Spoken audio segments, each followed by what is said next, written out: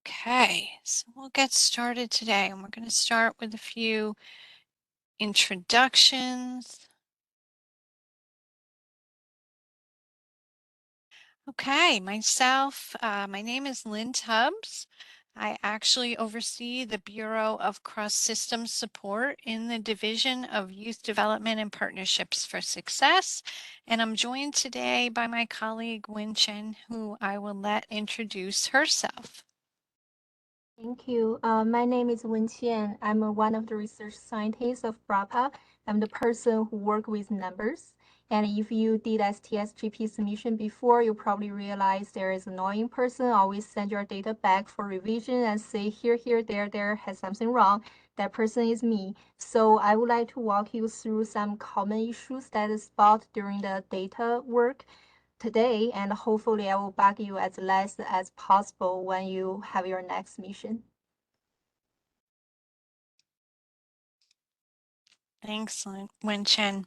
And so we're just going to start by a very brief overview of STSJP to kind of level set in case we have any new leads or new program folks on the call, and really to put the data collection and reporting into context.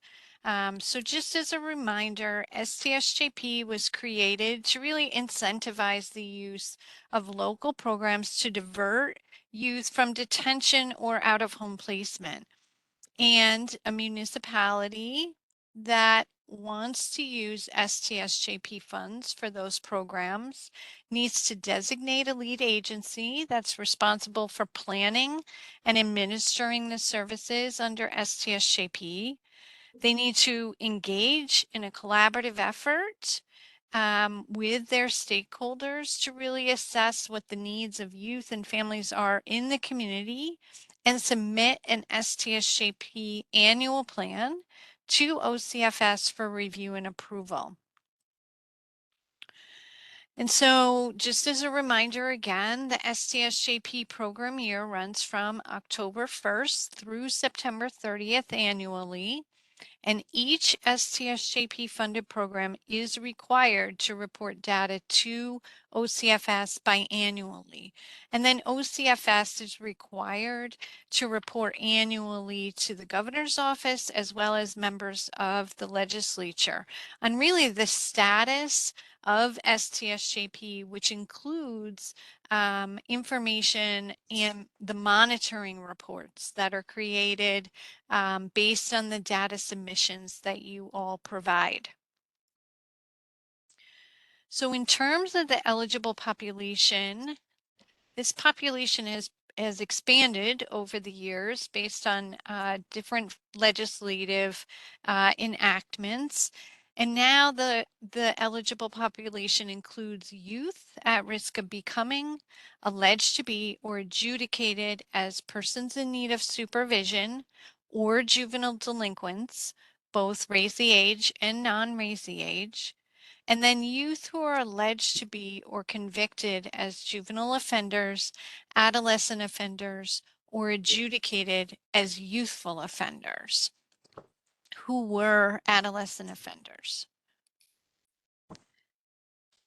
STSJP programming is very flexible and follows a continuum of services in terms of where the use level of system involvement may be, the programming along that continuum.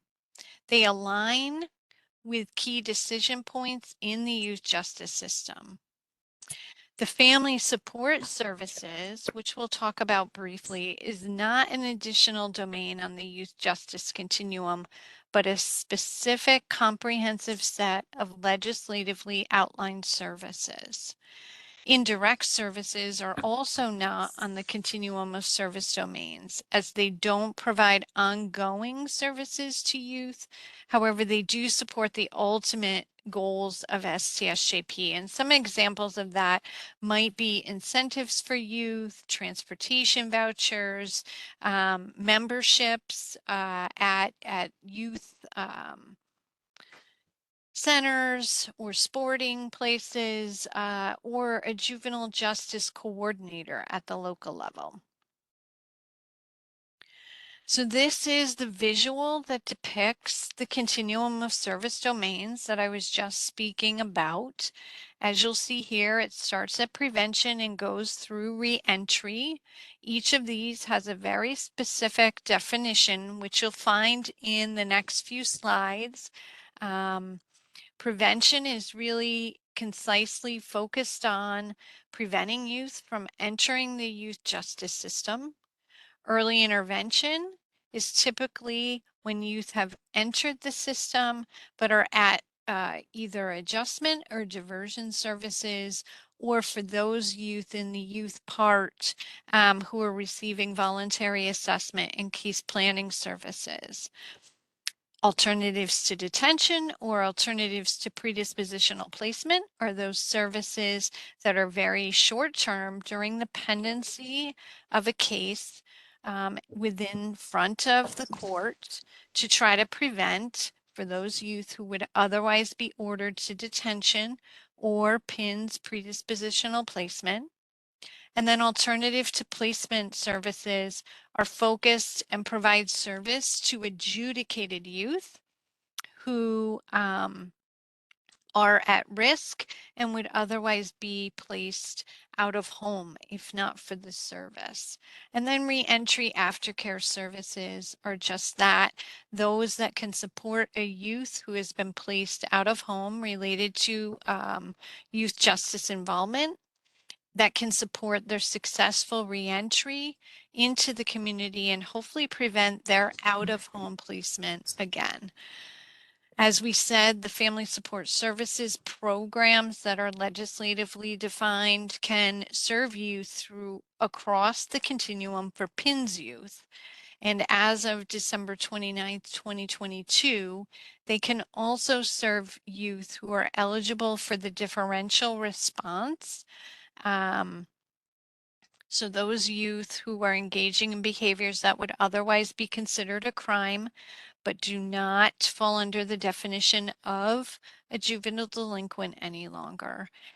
Those kids who are differential response eligible can only be served through a family support service program or at the prevention and early intervention service domains. So I'm not going to touch on all of this wording. It's all contained in the slides. It's also directly on our website, which we'll provide a link for in this PowerPoint as well. So again, the family support services programs are to prevent a child from being adjudicated as a PINS, help prevent a petition being filed under Article 7, which is related to PINS behaviors, or to help prevent PINS youth from being placed out of home. And as I said, they also can provide services to those children who are eligible for the differential response as of December 29th, 2022. Municipalities may choose to use STSJP funding to fund family support services programs, and they may only serve these youth types. So that is one thing to consider. They also must contain services that include but are not limited to all of these components that are legislatively required that are on this slide here. And the services must also be individualized, trauma responsive, family focused, gender responsive, evidence and strength-based, and capable of serving families outside of business hours, meaning on weekends or after hours. So again, those are all the legislative components for those family support service programs. So to be designated as one, within the STSJP plan, it must meet each of these elements, and the narrative in the plan needs to outline at least in a very brief point each of these elements that the program contains, each of these elements, as well as that it only serves PINS youth and or differential response eligible youth. So sometimes folks get confused about the different funding sources for STSJP. And so the annual STSJP allocation statewide is $8,376,000 subject to the enacted budget. And once a municipality's STSJP plan is approved, they may receive up to 62% state reimbursement for the STSJP programming and expenditures up to their allocation cap. So each county has an allocation through STSJP that is capped. STSJP RTA funding is used to distinguish services funded under Raise the Age from the STSJP allocation itself. Those STSJP RTA funded programs will not be claimed against the county's capped allocation. Those programs and the associated funding requests must be in both the municipality's Raise the Age plan on the All Other tab, as well as the STSJP annual plan, and they must match. So to look at this also related to the youth that are eligible to be served under the different sources of funding, all STSJP eligible youth can be served under the STSJP funding allocation, which is reimbursable at 62%. The youth that can be served under the STSJP RTA funding, which is 100% reimbursable with a Division of Budget approved RTA comprehensive plan and an approved STSJP annual plan, are only youth that are eligible for RTA. Those could be at risk, alleged to be, or adjudicated as Raise the Age juvenile delinquents, meaning the at-risk lowest age is age 15. So if you have a 15-year-old who is at risk of becoming a juvenile delinquent, that at-risk youth can be served in the prevention service domain under STSJP RTA funding. The other eligible youth types for STSJP RTA funding are those youth that are alleged to be or convicted as adolescent offenders or found to be youthful offenders of the adolescent offender type.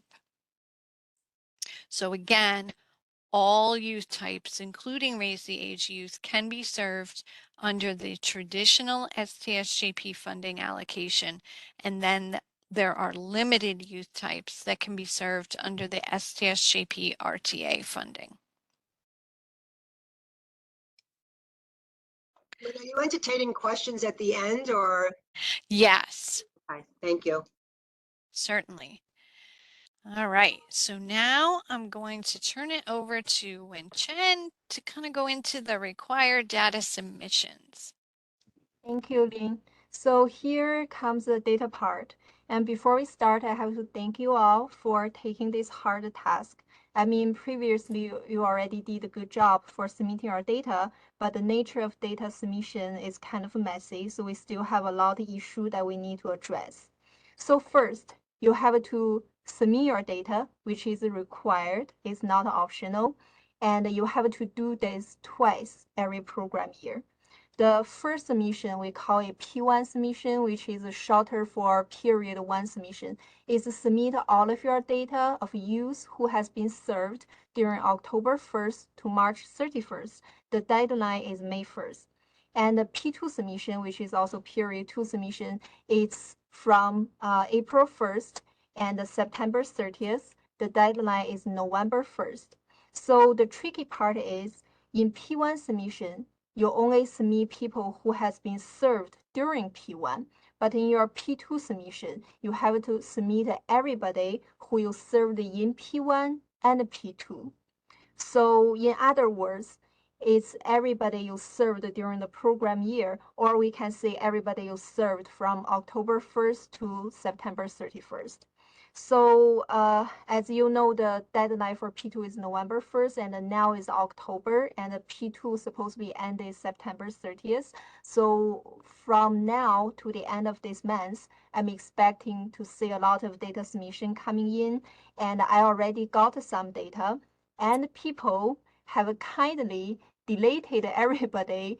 There's one submission, people deleted everybody discharged during P1 and only gave me the new people who has been getting into the program during P2. Well, thank you for being thoughtful, but this is not what we want. So for the P2, we want everybody who has been served from October 1st to September 30th.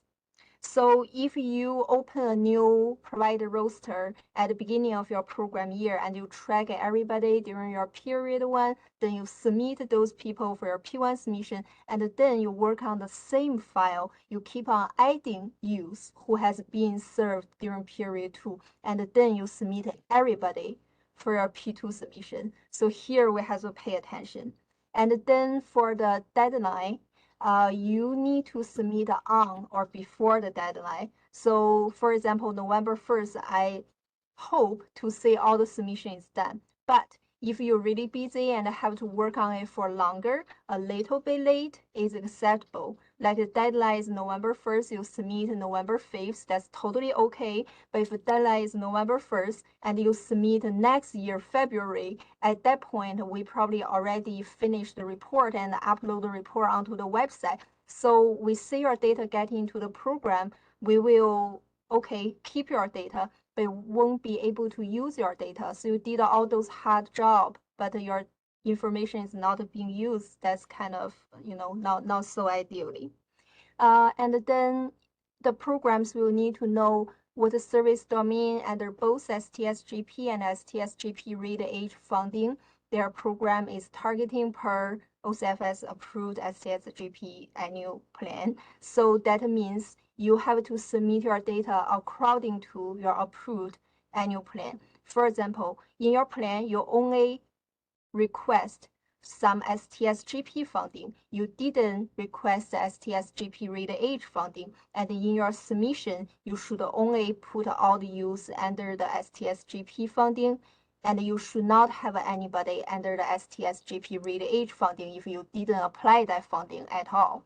So if you have the annual plan which is not approved, that you have a pending plan, which happens a lot during the P1 submission because it's early every year.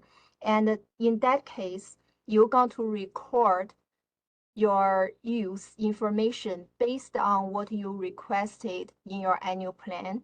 And the worst case is by the end, your plan is not getting totally approved, but partially approved, like one of the funding line approved, then we'll delete everybody from the other funding line.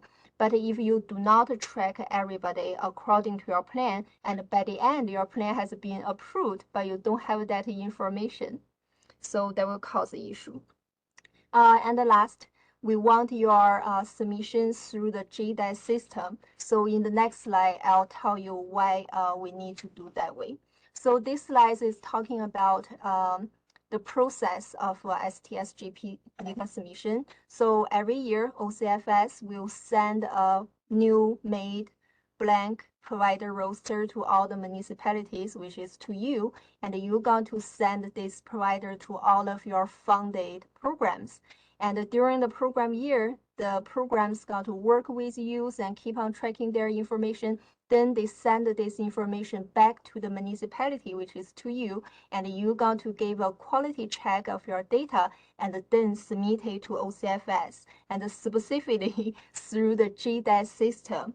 So in the past, I have been seeing sometimes people submit through email. They directly drop in our mailbox and say, okay, here is my ROS provider. We don't want that happen because for first, that's a use confidential information. We want to protect their information. We don't want the information to leak out. So JDAS system is safer compared with the email. And also email is hard to track on our end because we have 50 some municipalities, and each municipality has more than one program, and maybe you need to submit your data more than once if there is a revision happen. So we'll just keep on having a lot of email come in. That's really hard to track. But if you put everything in the GDAS system, that's a lot easier for both you and me.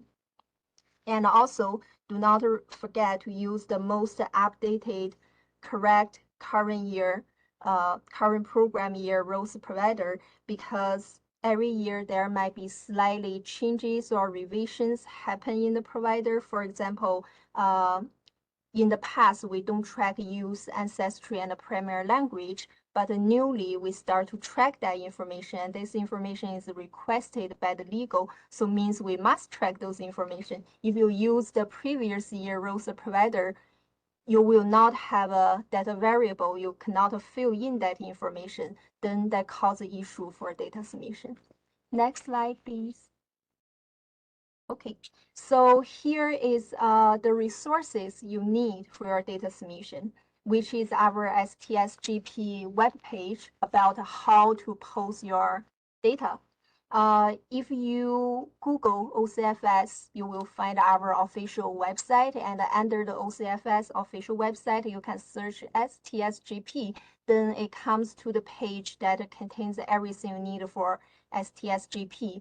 And when you find that, on your left hand, there is a navigation bar, the purple one, and you will go to supervision and treatment, and under that, you will find the recording program data. So this page has everything, well, almost everything you need for data submission, and you can save it in a bookmark, so next time you will come back easier.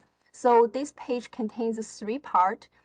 First, it reminds me when to report what period of the data, which is what you can see from the screenshot.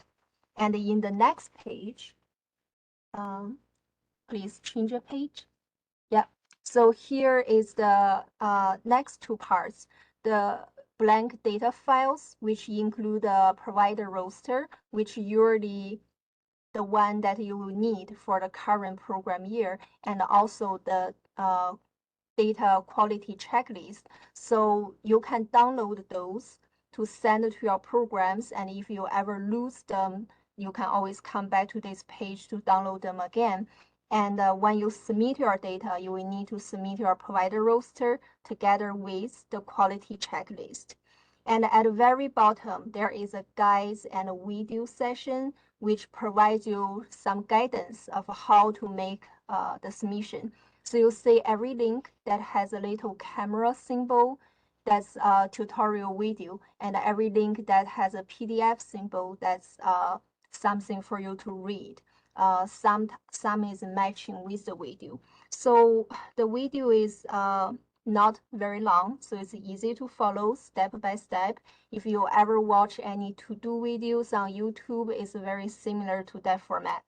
And one thing we need to know is that the video has been recorded previously using the old provider roster as an example, but the general rules and the steps of how to submit the data can be applied to all the submissions. So if you never watched them, you can give a try and hope you can find some useful information there.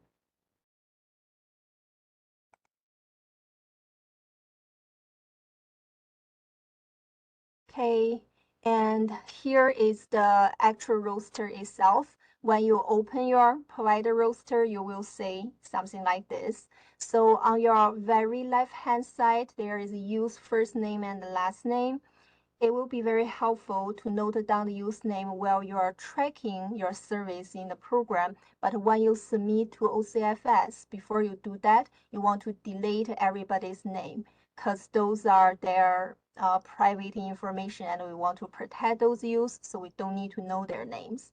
And on the very top of the roles provider, there is program detail section. So you will see it has a program year, and for the current one on the screen, it says it's program year 2023 to 2024.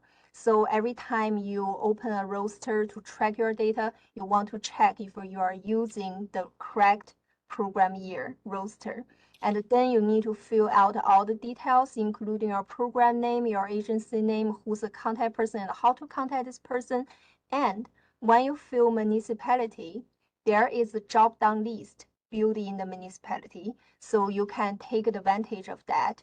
Do not just fill out your own answer, because there's many ways to fill out the name of a municipality. For example, we can say New York City as New York City spelled it out, or we can say NYC, that means New York City as well, or we can say Brooklyn, or we can say New York, NY. That all means New York City, but each person is filling out different stuffs. So that looks like it's different location. So if you use the drop-down list, then everybody filling out the same location with the same name. That will be very convenient for us.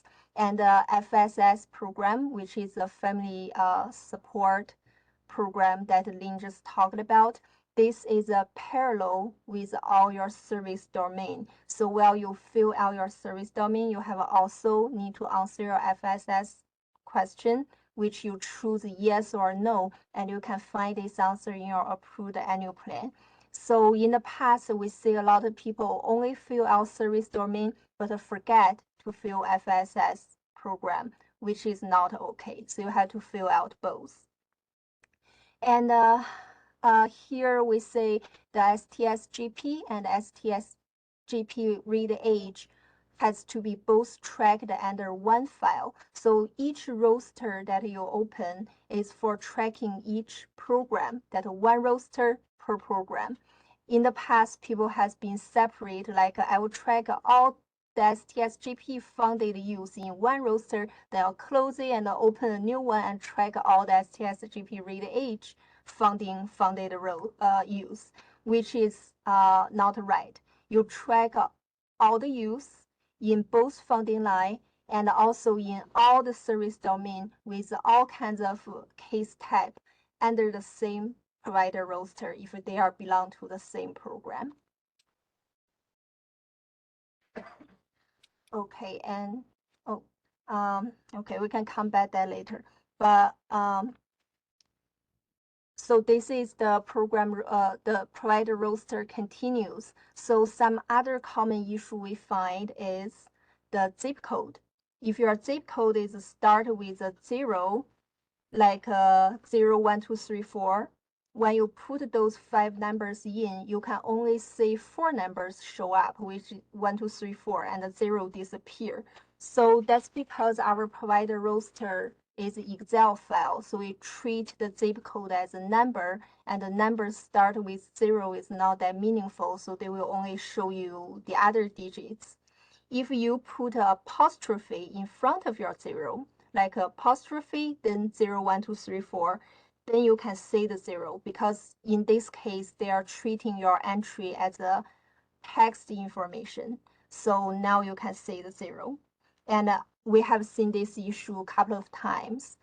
People are asking, I cannot log in the zip code because it doesn't recognize. So now you know how to solve it, which is including apostrophe in front of the zip code.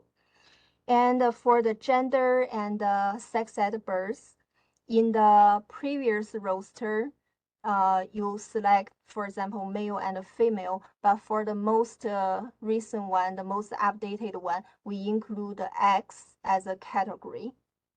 So want to note that. Also, ancestry and primary language is something new.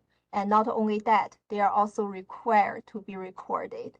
If you use the wrong roster, like you use the previous roster, you will lose this information. So also make sure you use the most updated roster.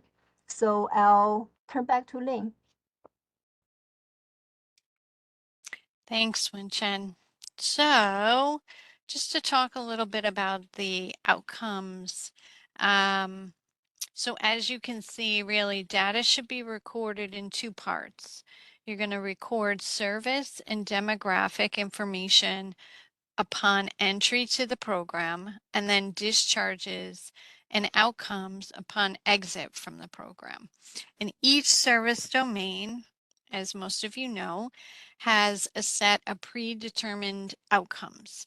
When a youth exits a program, and they were served in a particular service domain, the outcomes that you need to complete will be indicated by a white box, as you see here on the screen, while those that are not applicable to that service domain are grayed out.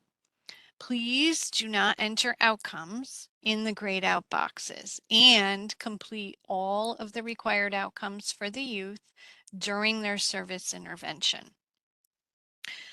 We definitely are continuing to monitor, as we now have been receiving the individualized data for a couple of program years, and we're monitoring the number of outcome data per county that are listed as unknown, that are not being completed. We definitely are hoping that some of those unknowns change as we updated definitions and added some additions of NA selections based on your feedback, and a group of folks that helped us really think through and how to rectify some of the previous barriers to outcome completion for each of the discharged youth. We are definitely seeing good outcomes for the aggregate data that are getting reported to us in the monitoring reports. And we want to be able to highlight that and continue to highlight that. Although if we have a significant number of unknowns in the outcome sections, we really have a gap in data and cannot speak to whether or not those are positive outcomes for youth. We do have some updated definitions and new NA sections, as I said, for particular definitions of a few of the outcomes. The new definitions are really related to active engagement. So we used to have a compliance with program and attendance outcomes. We now have what we call active engagement, which is really measuring the youth engagement and participation in the STSJP program. We also have a new definition for truancy, and we've sort of flipped that to be a positive outcome, meaning that we're looking at a reduction in truancy so that it'll measure whether the youth's average number of days per week attending school during the intervention period was higher than the average number of days per week attending school in the quarter prior to the intervention. And as I said, we also have under the outcomes of truancy, suspension, and adjustment, there are 3 choices for outcome answers, which are yes, no, and required information not collected, which is unknown, which we hope to see little of. And then I'm sorry, under those, we actually have 4 choices now, which are yes, no, NA, and then the required information is not collected. For truancy, the NA speaks to if the program operates primarily during non-school days, if the youth is non-compulsory student aligned with the education law, if truancy was not a concern for the youth upon intervention admissions and remained that way, or if the youth attended less than 2 weeks of the intervention programming. So it's clearly defined when you can use that NA for truancy. For suspension, it's relatively similar to truancy. The NA is if the program operates primarily during non-school days or the youth is non-compulsory student aligned with education law. And for adjustment, the NA speaks to if the intervention period was shorter than the adjustment diversion period, and the outcome will be decided at a later date, meaning was the adjustment period successful. So there may be cases where, for whatever reason, the intervention that you had put in place while those adjustment services were occurring continued or ended before the adjustment services ended. So we heard that and we added an NA for that as well. So I'm going to turn it back over to Wen Chen at this point. Thank you. So besides you need to submit the provider roster, you also need to submit this quality checklist. And this checklist has 2 pages. So what you can see in the screen is the first page. It asks you a bunch of questions about, are you using the most updated roster to track your data? Are you make sure that your case type matches your plan? Are you make sure you track the everybody that has been served during this program years, things like that. So we really want you to use this quality checklist as a helping tool to check your data quality, not only another homework that you have to submit to OCFS. So when you check your data, you can use those questions as a guide, which will lead you through like where I have to pay attention. So hope this is helpful. And for the second page of the checklist, you will see there is a place for you to list out all the programs that you report data. For example, if you have 5 programs in your approved annual plan, you want to list out all those 5 programs' name. And if you submit the data and you did the quality check, you will check yes. And then you also need to submit the provider roster, which is an Excel file for that specific program. And sometimes if you have 5 programs, then one of the program you don't have any data to submit, then you're going to select NA and explain why you don't have any data to submit in the note area.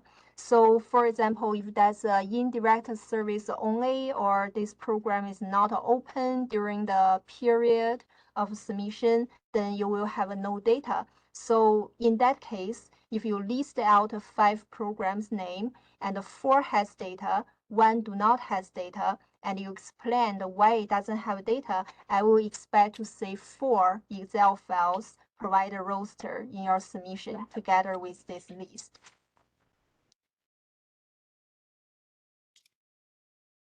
And also, if you have other data related feedbacks, you can also, can we go back a little?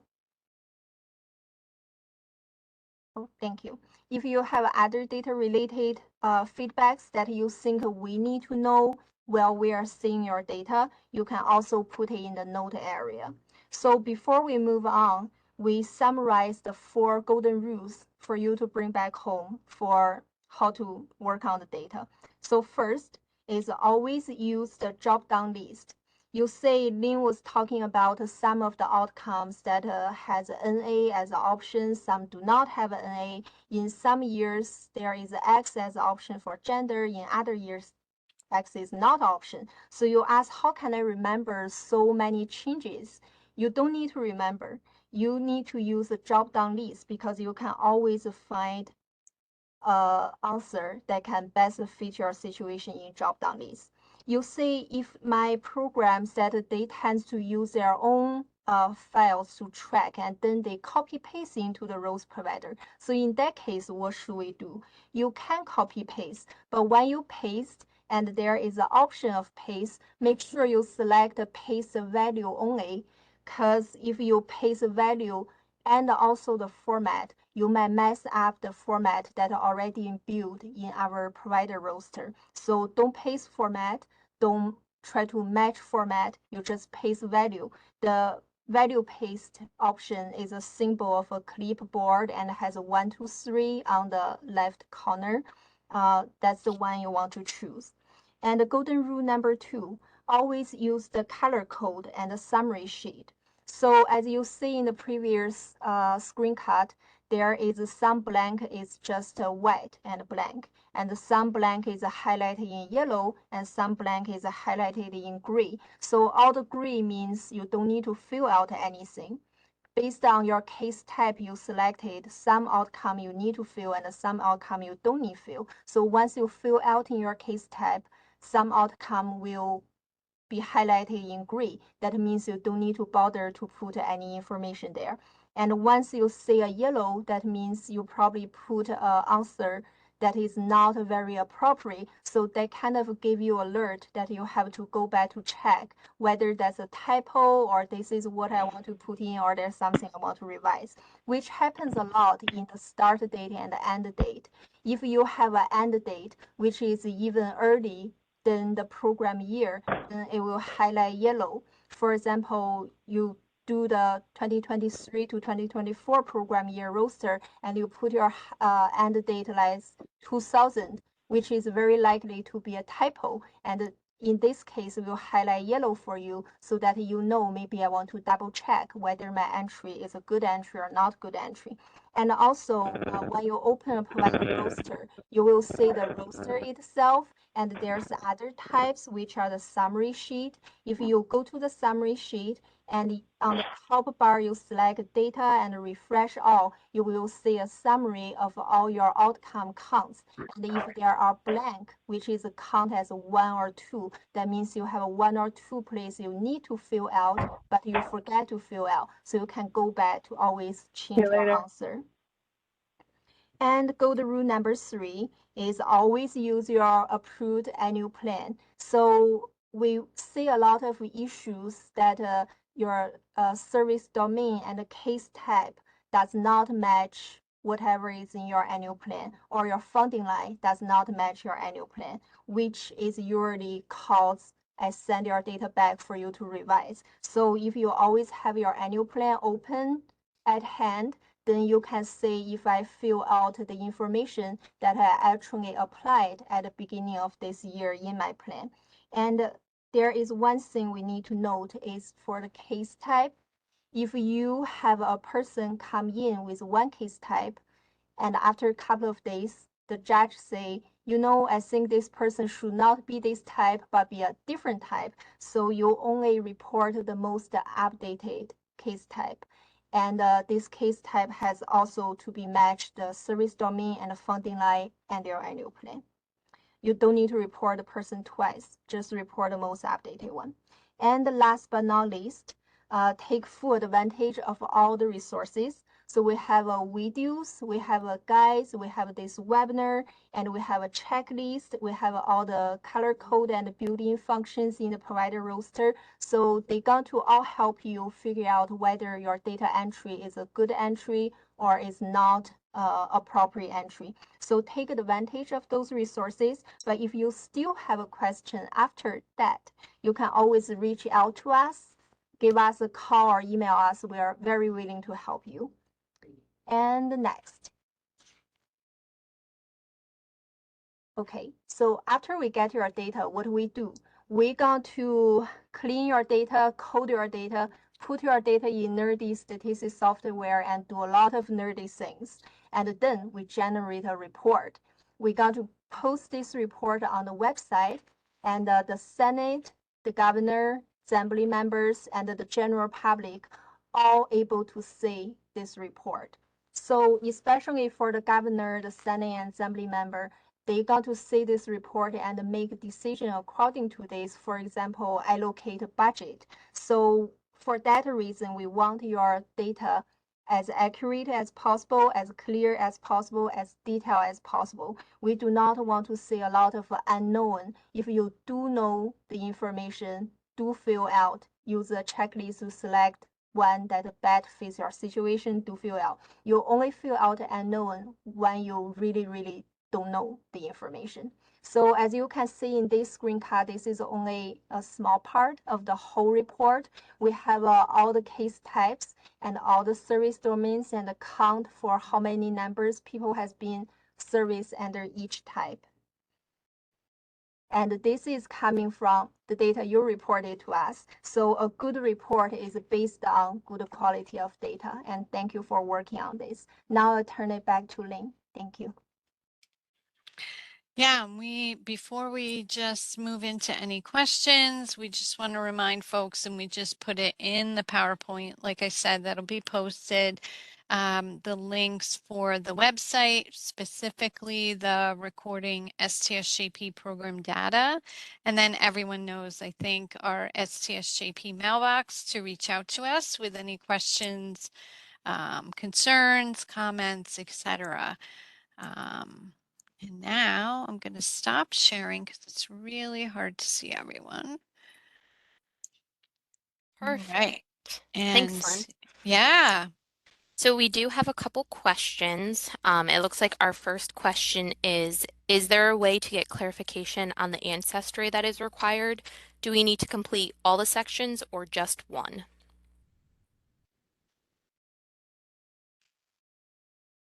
Oh, should I answer this one?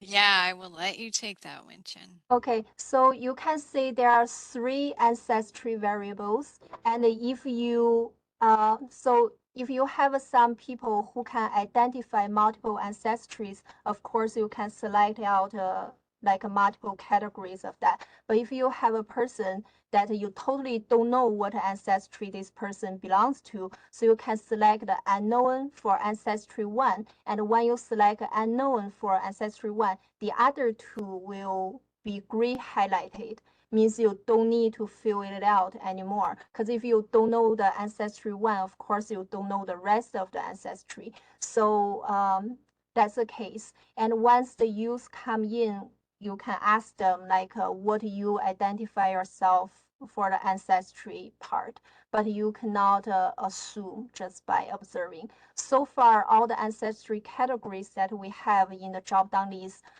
most are Asian countries like Chinese, Korean, Japanese, Thai, something like that. So if you have a person that not belong to any of that category, you can just select unknown or not ask or decline for that. Perfect, thank you. It looks like the second question that we have is from slide 19. Is there specific eligibility for how to define a youth at risk of juvenile delinquency? So there is actually definitions, I want to say right on our website, that talk about at risk of PINs, at risk of delinquency, and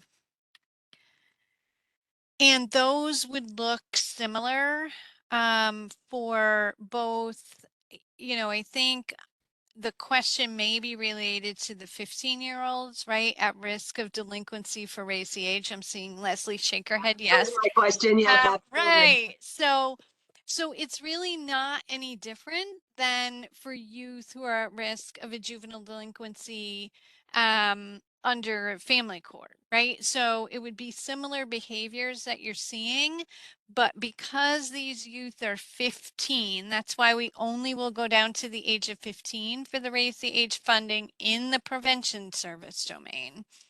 To be able to utilize that STSJP RTA funding. I hope And that's Lynn, helpful. I put the link in the chat for how you define the different youth types. Great. Perfect. Thank you, Keegan, and thank you, Lynn, for that. It looks like we have one more question, and it is from page 24. Does a program need to receive approval via application for FSS status? Is there a benefit to your program being defined as an FSS program? So, one, I'll just go back and say if there's still any questions about the at-risk for juvenile delinquency, always reach out to us after today. For this question related to the Family Support Services Program, it has to be approved in the STSJP plan as a family support service program. And the way that we generally get to an approval is to look at the youth types that the program is planning to serve, the funding that will support it, because STSJP RTA funding cannot support an FSS program because it can only serve PINS youth or youth that are eligible through the differential response. And the narrative needs to, in some way, even if very briefly and concisely, literally list every single element and how those elements are going to be met that are legislatively required for an FSS program. At the moment, from our perspective, I would say that there is not necessarily a benefit to the program being defined as an FSS program. There was, I will say, a placeholder in that legislation, if you go back to the PINS reform legislation, that talks about possibly a benefit if the legislature were ever to issue funds specifically to support family support service programs, that there may be eligibility for 100% reimbursement. But as of to date, there has been no additional specific family support service funding released by the legislature. Thanks, Lynn. That was my question too, as you probably know. Um, and I really do appreciate that answer, because I think that, you know, right now it seems like there's definitely some, the word just left my head, but there are exclusionary factors to what you can and cannot do if you're a FSS program. And in the absence of that 100% reimbursement, it almost seems like we might be doing ourselves a disservice to be asking to be defined as that.